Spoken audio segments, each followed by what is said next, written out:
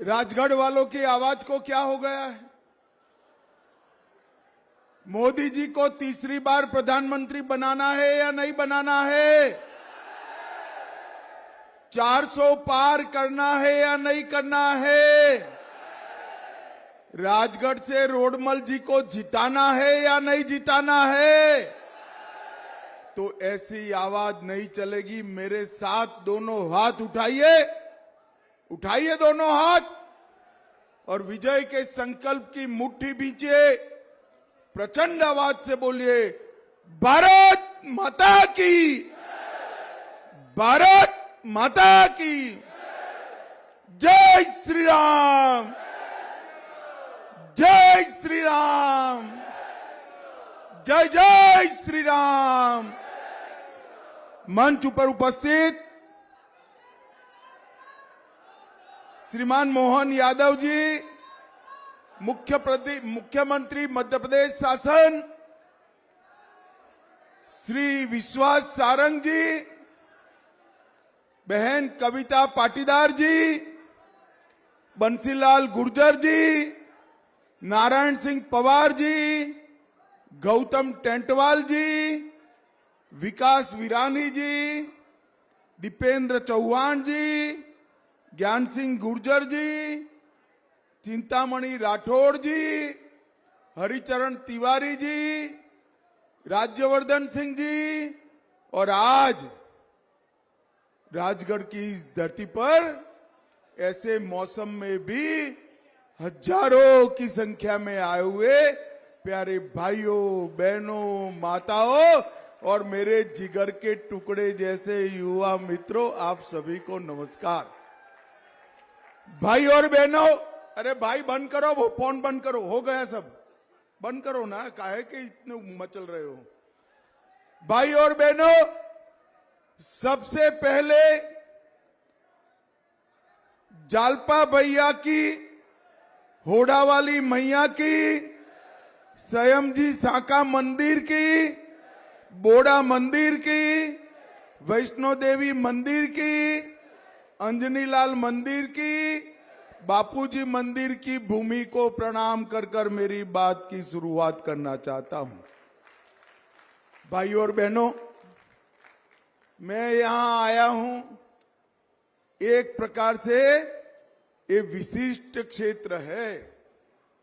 रोडमल जी ने आपको लाखों वोट से जिताया था, जिताया था या नहीं जिताया था? दूसरी बार भी जिताओगे, मगर इस बार एक महत्वपूर्ण काम आप करोगे। जिन्होंने मध्य प्रदेश को बंटा धार किया था, वो दिग्विजय को हराकर आप हमारे रोडमल जी को जिताओगे। भाई और बहनों, दो बार इस देश की जनता ने मोदी जी को पूर्ण बहुमत दिया। 10 साल तक मोदी जी ने ढेर सारे काम किए। सारे काम अगर मैं गिनाने जाऊं तो 7 दिन की भागवत सप्ताह बैठ जाए, मगर कामों का अंत न आए, इतने काम किए। मगर मैं आज राजगढ़ वालों को कुछ ऐसे काम बताना चाहता हूं जो हजारों साल से देश की जनता जिसकी राह देख रही थी। भाई और बहनों, मुझे जरा बताओ, अयोध्या में राम मंदिर बनना चाहिए या नहीं बनना चाहिए? भैया मीडिया वाले सेट कर कर बैठ जाओ, जरा बैठ जाओ भाई, नीचे चलेगा फोटो बगैर, बैठ जाओ। अरे यार, यहां ही खड़ा रहने वालों, सेट कर कर बैठ जाओ, जरा बैठ जाओ। अयोध्या में राम मंदिर बनना चाहिए या नहीं बनना चाहिए था? कांग्रेस पार्टी, जिनके सलाहकार ये दिग्गी राजा है, वो कांग्रेस पार्टी 70 साल से राम मंदिर के मुद्दे को अटका रही थी, भटका रही थी, लटका रही थी।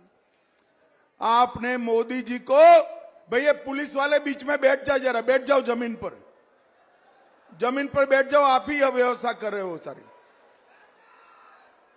एक कांग्रेस पार्टी 70 साल से राम मंदिर के मुद्दे को अटका रही थी, भटका रही थी, लटका रही थी।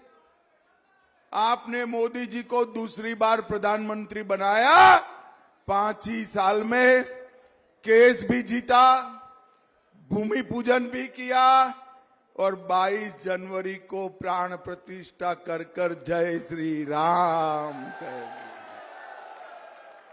करोड़ों भक्त जिस घटना की राह देखते थे, और मोदी जी ने ठीक ही कहा है, ये 1000 साल का एक पल था भाइयों, 1000 साल का एक पल था।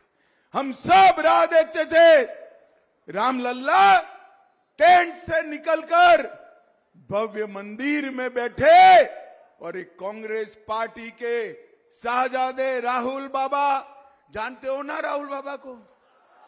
अरे जानते हो या नहीं जानते हो भाई? ये राहुल बाबा को निमंत्रण भेजा, प्राण प्रतिष्ठा में आइए, मगर राहुल बाबा नहीं गए। क्यों नहीं गए भाई बताओ? डिग्गी राजा भी नहीं गए। क्यों नहीं गए? वो उनकी वोट बैंक से डरते हैं, वोट बैंक से डरते हैं। भाई और बहनों, जिनको निमंत्रण मिलने के बावजूद ना मंदिर गए ना अयोध्या गए, ये लोगों को कभी माफ नहीं किया जा सकता, कभी माफ नहीं। भाई और बहनों, मुझे बताओ राजगढ़ वालों, ये कश्मीर जो है हमारा है या नहीं है? अरे जोर से बोलो भाई, है या नहीं है? ये कांग्रेस के अध्यक्ष खड़गे जी कहते हैं राजस्थान एमपी वालों का कश्मीर से क्या लेन देन है? अरे खड़गे महाराज, इस देश को आप नहीं जानते हो। राजगढ़ का बच्चा बच्चा कश्मीर के लिए अपनी जान दे सकता है, जान दे सकता है। भाई और बहनों, 70 साल से कांग्रेस पार्टी धारा 370 को अपने अनौरस बच्चे की तरह संभाल कर बैठी थी। इसके कारण आतंकवाद बढ़ता था, कश्मीर के अंदर तिरंगा नहीं लहराया जाता था।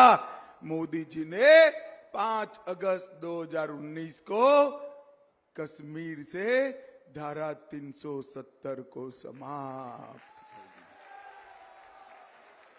और भाई और बहनों, आज हमारा कश्मीर भारत माता का मुकुटमणि बनकर समग्र विश्व के साथ तिरंगे के साथ सम्मान से खड़ा है। ये नरेंद्र मोदी जी ने किया है। और आतंकवाद को मोदी जी ने समाप्त कर कर, नक्सलवाद को मोदी जी ने समाप्त कर कर, 10 साल तक ये कांग्रेस की सरकार थी, सोनिया मनमोहन की सरकार थी। आए दिन पाकिस्तान से आलिया, मालिया, जमालिया, न जाने कौन कौन घुस जाते थे और बम धमाके करते थे। आपने मोदी जी को प्रधानमंत्री बनाया, पाकिस्तान ने फिर से गलती कर दी, उरी और पुलवामा में हमला किया, मगर ये पाकिस्तान वाले भूल गए कि अब भाजपा सरकार है, नरेंद्र मोदी सरकार है। 10 ही दिन में पाकिस्तान के घर में घुसकर सर्जिकल स्ट्राइक और एयर स्ट्राइक कर कर आतंकवाद का खात्मा करने का काम नरेंद्र मोदी जी ने किया। और भाई और बहनों, समग्र देश से भाई रहने दो, रहने दो, क्या कर रहे हो अभी? चलो सारे पुलिस वाले बाहर निकलो।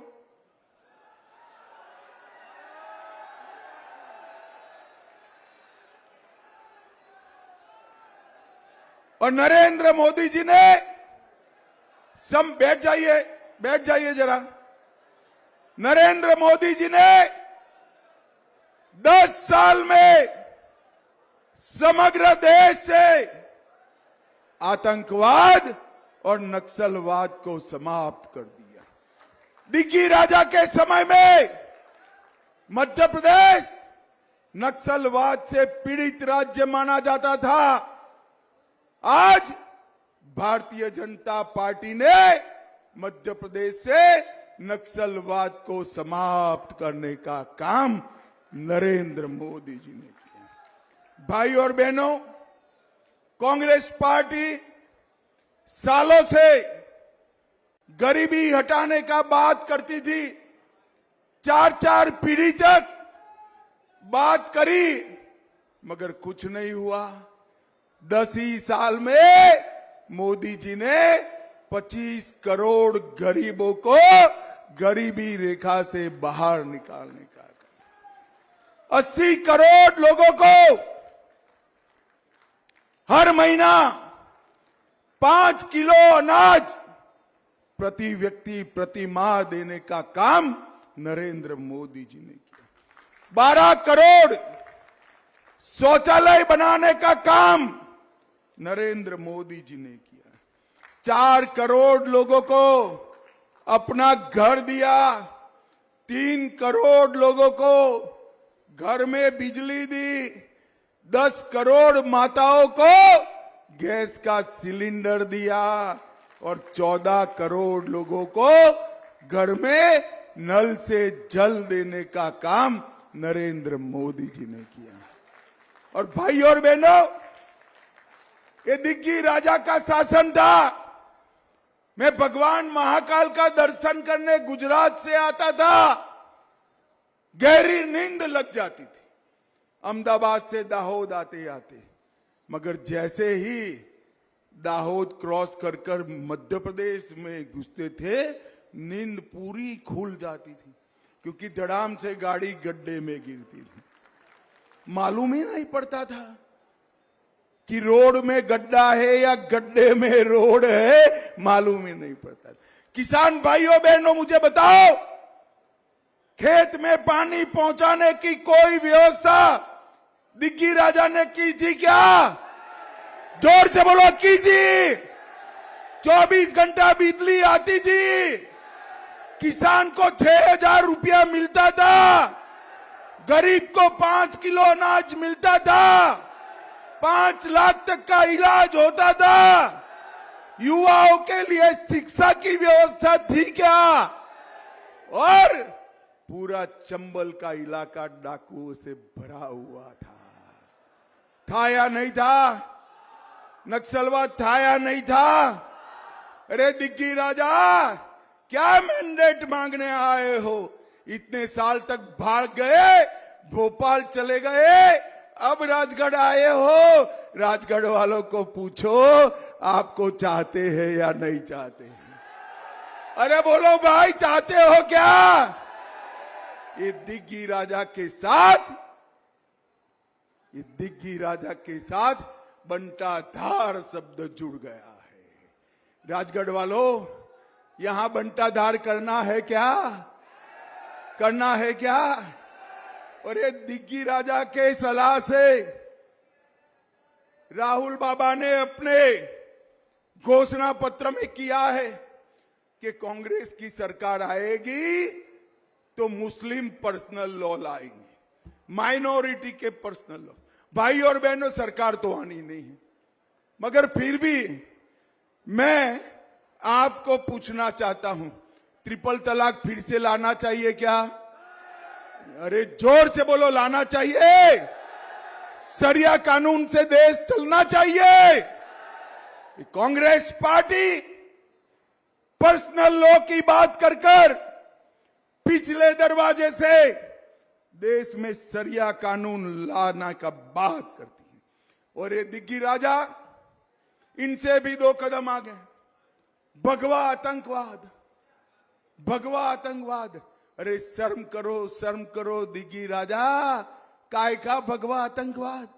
आतंकवाद के आपके चश्मे बेकार हो गए हैं देखने के, बेकार। ये पाकिस्तान के आतंकवादी हाफिज सईद को साहब कर बुलाते। अरे दिग्विजय सिंह जी, ये हाफिज सहीद आपका साहब होगा। ये दुर्दांत टेररिस्ट है जिसने भारत का नुकसान किया है। जाकिर नाइक को एक गले लगाते हैं। अफजल गुरु जिसने पार्लियामेंट पर हमला किया, इसकी फांसी का विरोध करते हैं। पीएफआई पर बैन लगाने का विरोध करते हैं और सीए के समर्थक पर लाठी चलाने का काम। भाइयों और बहनों, मुझे बताओ, पीएफआई पर बैन लगाना चाहिए या नहीं लगाना चाहिए? जोर से बोलो, लगाना चाहिए ना? ये बता देना बंटाधार को, हम राजगढ़ को फिर से बीमारू राजगढ़ नहीं बनाने देंगे, नहीं बना देंगे। मध्य प्रदेश को भारतीय जनता पार्टी ने आगे बढ़ाया है। हर खेत में हर किसान को सिंचाई की व्यवस्था की है। कांग्रेस पार्टी के राज में मक्के की एमएसपी 1300 रुपया थी, 2000 रुपया करने का काम नरेंद्र मोदी जी ने किया। सोयाबीन 2560 था, 4600 करने का काम नरेंद्र मोदी जी ने किया। गेहूं 1400 रुपया था, बढ़ाकर 2275 करने का काम नरेंद्र मोदी जी ने किया। भाई और बहनों, बहुत बार ये आए, बहुत बार गए, अब समय आ गया है इनको परमानेंट विदाई देने का। राजनीति से दिग्विजय सिंह की परमानेंट विदाई राजगढ़ वालों ने करनी है। मगर मेरी एक रिक्वेस्ट है भाई, राजनीति से उनका परमानेंट विदाई जरूर करो, मगर आशिक का जनाजा है, जरा धूम से निकले, बड़ी लीड से हराई होगा। उनके सम्मान जैसी लीड से हराकर अब उनको घर पे बिठाने का काम मेरे राजगढ़ वाले करे, यही कहने आया हूं। भाइयों और बहनों, हमारे नेता रोडमल जी ने 2000 करोड़ का प्रावधान रामगंज मंडी भोपाल रेलवे लाइन परियोजना के लिए किया। अनाज उत्पादन 12 लाख मेट्रिक टन तक पहुंचा। 200 बिस्तरों के अस्पताल को 500 बिस्तर का बनाया। 400 करोड़ से राजगढ़ में मेडिकल कॉलेज बनाया। 100 करोड़ से 7000 किलोमीटर की नई पाइपलाइन से 1350 गांवों में नल से जल पहुंचाया और 27 करोड़ के खर्चे से देश में 7 में से एक ऐसा व्यावसायिक महाविद्यालय खोलने का काम भी हमारे रोडमल जी ने किया। 13 करोड़ से आदर्श महाविद्यालय, 12 करोड़ से नवीन शासकीय महाविद्यालय, 9 करोड़ से लॉ कॉलेज, 400 करोड़ से मेडिकल कॉलेज और पीएम श्री स्कूल को बनाने का काम भी हमारे रोडमल जी ने किया।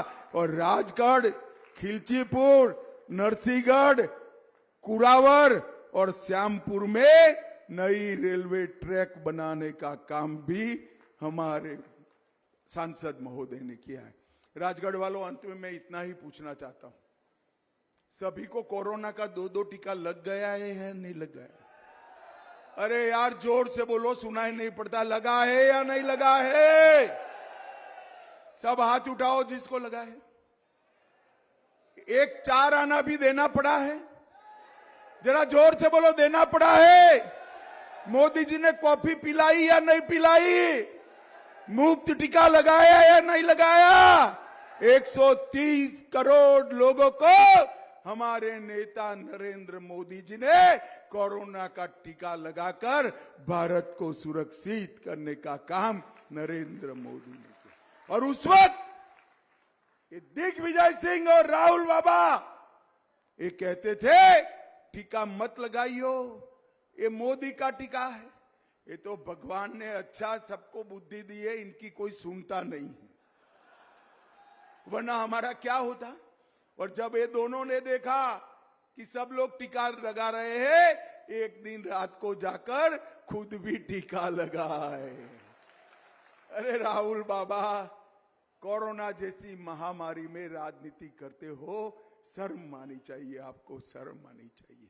भाई और बहनों, इनके हृदय में जनता का भला नहीं, इनके हृदय में खुद की राजनीति है। और मैं आज कहने आया हूं, यह डबल इंजन सरकार है।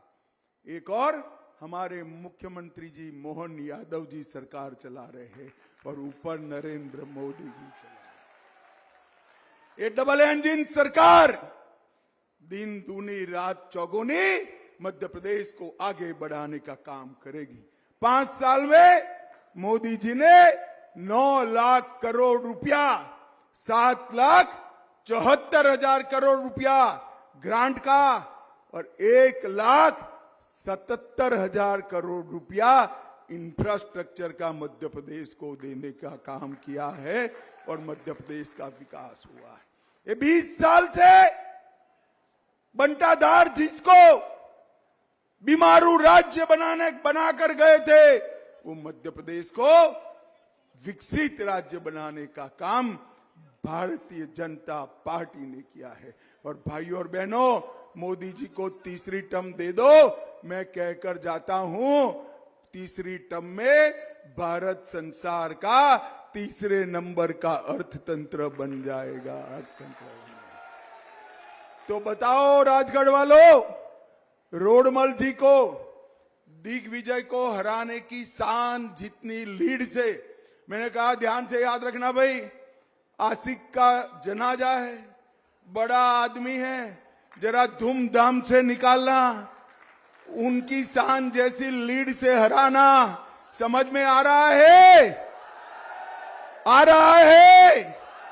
गत चुनाव से बड़ी लीड से रोडमल जी को जिताओगे, मोदी जी को तीसरी बार प्रधानमंत्री बनाओगे, 400 पार कराओगे, तो मेरे साथ दोनों हाथ उठाइए, उठाइए दोनों हाथ और जोर से बोलिए जय श्री राम, जय जय श्री राम, भारत माता की, भारत माता की, वंदे वंदे।